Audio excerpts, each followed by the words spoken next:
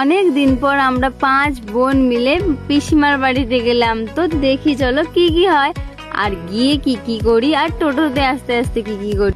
তো হ্যালো বন্ধুরা, তোমরা সবাই কেমন আছো? আমি আবারও একটা নতুন ব্লগ নিয়ে চলে এসেছি। তো আমরা অনেকদিন পর 5 বোন মিলে একসঙ্গে যাচ্ছি পিসিমার বাড়িতে। তো আমাদের বাড়ির কাছ থেকে তো টোটো ছেড়ে দিয়েছে, আমরা ফাইনালি নামখানা ব্রিজেও উঠে পড়েছি, তোমরা দেখতেই পাচ্ছ।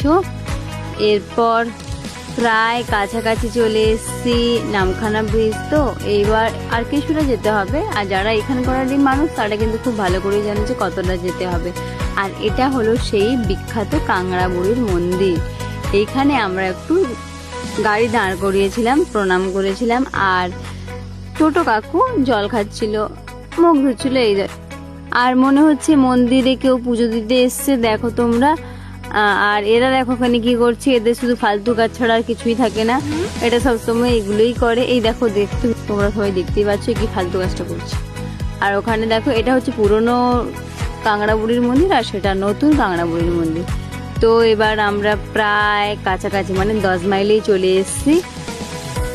তো এবার পিসিমার বাড়ি যাব, তো ভাই আছে, তার জন্য কিছু খাবার নিতে হবে, সেই কারণে আমরা খাবার নিতে চলে গেছিলাম। আর কি খাবার কিনবো বুঝতে না পেরে কোল্ড ড্রিঙ্কস আর মিষ্টি নিয়েছিলাম। এবার ওদের ভেতরের রাস্তাতে টোটো নিয়ে ঢুকে পড়েছি, কিছুটা গেলেই কিন্তু ওদের বাড়িতে চলে আসব। তো এই তো দেখতেই পেয়ে গেছি পিসিমার বাড়ি, একদম দেখো কাছাকাছি চলে এসেছি। আর ফাইনালি ঢুকেও যাচ্ছি বাড়ির মধ্যে।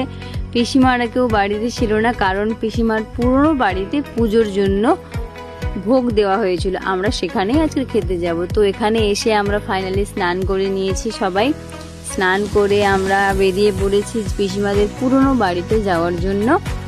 তো দেখি চলো, এবার এর সঙ্গে দেখা হয়ে গেছে, মানে ও আমাদের আনতে এসছে, ও এতক্ষণ ছিল না, ওর পুরনো বাড়িতেই ছিল, ও এবার আমাদের আনতে এসছে। আমরা ফাইনালি বেরিয়ে পড়েছি।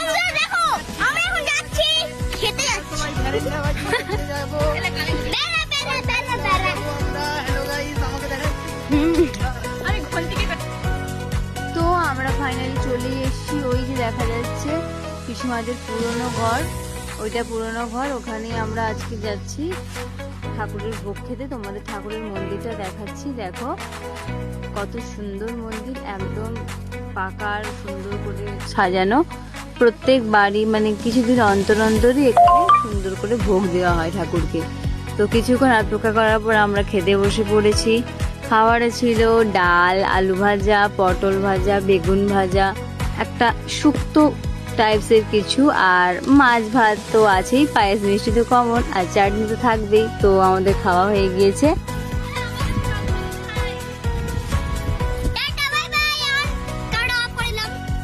আর এই দেখো লোকেদের বাড়িতে বেদানা গাছ দেখতে পেয়ে তাদের সঙ্গে আলাপ করতে গেলাম, সেই ঠাম্মার সঙ্গে। ঠাম্মাকে বললাম যে কয়েকটা আম পারবো, ঠাম্মাটা এমন বললো যে না, আম দেবো না। তাই জন্য কি আর করা যাবে, সেই কষ্টে আমার বনু আম না পারতে পারলেও বেদানা পেড়ে নিয়ে চলে এসছে।